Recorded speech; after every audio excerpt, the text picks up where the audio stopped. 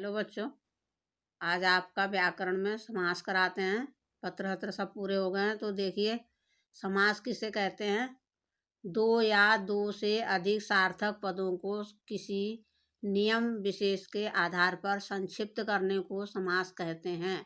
सार्थक पद यानी जिनका अर्थ होता है, बिना अर्थ वाले नहीं। इसलिए कोई भी दो या दो से अधिक जो सार्थक पद होते हैं जिनका अर्थ निकलता है, ऐसे पदों को किसी नियम के आधार पर, बिना नियम के नहीं संक्षिप्त कर देते हैं, नियम के आधार पर संक्षिप्त करते हैं, उसको समास कहते हैं। संधि और समास में थोड़ा अंतर है। संधि दो या दो से अधिक पदों को जोड़कर मिलाने से संधि बनती है, और समास जो है संक्षिप्त करने को समास कहते हैं। तो अथवा दूसरी परिभाषा क्या है, सम उपसर्ग पूर्वक अस धातु के योग से समास शब्द निष्पन्न हुआ है, यानी कि बना है। व्याकरण के अनुसार अनेक पदों के समूह को संक्षिप्त करना समास कहलाता है, यानी किसी भी शब्द का संक्षिप्तीकरण ही समास कहलाता है। और संधि क्या है, संधि किसी भी दो पदों का जोड़ जो है संधि कहलाती है, और समास किन्हीं भी पदों का संक्षिप्तीकरण समास कहलाता है। तो समास में दो पद होते हैं। नंबर एक, सामासिक पद या समस्त पद, उसको समस्त पद भी कहते हैं और सामासिक पद भी कहते हैं, जो कि एक पद होता है। उसके बाद नंबर दूसरे पर आता है समास विग्रह। जो समस्त पद होता है उसको अलग अलग करके लिखने को समास विग्रह कहते हैं। और समास में जो है विग्रह आपके संधि की तरह प्लस करके नहीं होता है। समास का विग्रह जो है और तरह से होता है, जो आप आगे देखेंगे। तो नंबर एक, पहले सामासिक पद किसे कहते हैं।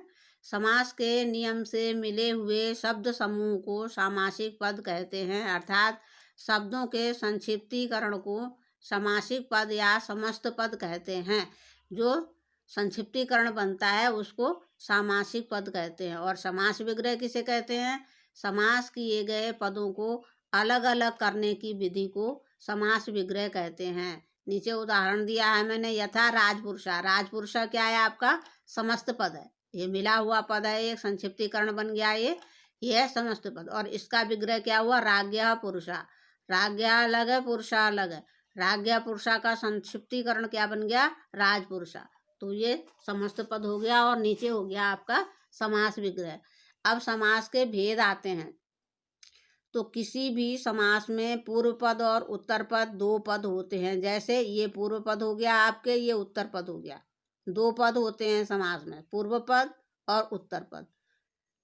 नीचे समझाया भी है। राजपुरुषा समास में राज्ञा पूर्व पद और पुरुषा उत्तर पद कहलाता है।